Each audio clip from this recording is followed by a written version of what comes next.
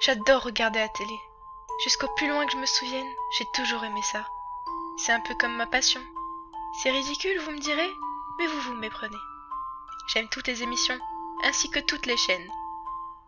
Ça en devient parfois difficile pour choisir mon programme. Cependant, il y en a un type que je préfère plus que tous les autres. Vous savez, ces émissions qui nous reconstituent des meurtres, des viols ou d'autres affaires similaires. Je pourrais passer des heures à regarder ce genre de trucs. Je n'ai pas beaucoup d'amis proches. Je suppose que c'est en partie à cause de mon addiction. Mais si je me suis réfugiée là-dedans, c'est justement parce que je suis seule. Un foutu cercle vicieux duquel je ne peux pas sortir et qui s'aggrave de jour en jour.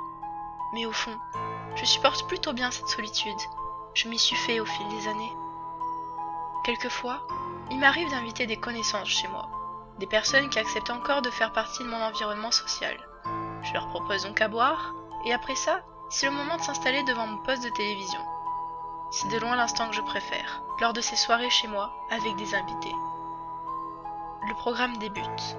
Un homme apparaît, visiblement bourré bien comme il le faut. Il titube, et on a du mal à comprendre ce qu'il raconte. Et puis, il rejoint une fille à l'autre bout de la salle dans laquelle il se trouve, une cuisine visiblement. On peut sentir la terreur dans les yeux de celle-ci. L'homme se rapproche d'elle de plus en plus d'un air menaçant, les yeux rougis sans doute par une drogue, toujours en titubant lourdement. « Mais cours! Vite! Tu vois pas qu'il est dangereux !» Elle s'exécute alors. Malheureusement, cette tentative est vaine. Elle remarque qu'elle ne peut pas s'échapper de la pièce. On ressent sa panique. L'homme se jette sur elle, lui assène quelques coups violents au visage et se met à l'étrangler. Elle perd connaissance. Je regarde mes invités. J'espère qu'ils apprécient la soirée. En tout cas, ils ont l'air vraiment envoûtés par le programme. L'homme se met à arracher les vêtements de la fille, d'une façon plus que bestiale. Ensuite, il la viole, et puis c'en est fini. L'homme saisit un couteau qui traînait sur la table à proximité d'eux. Il égorge la fille.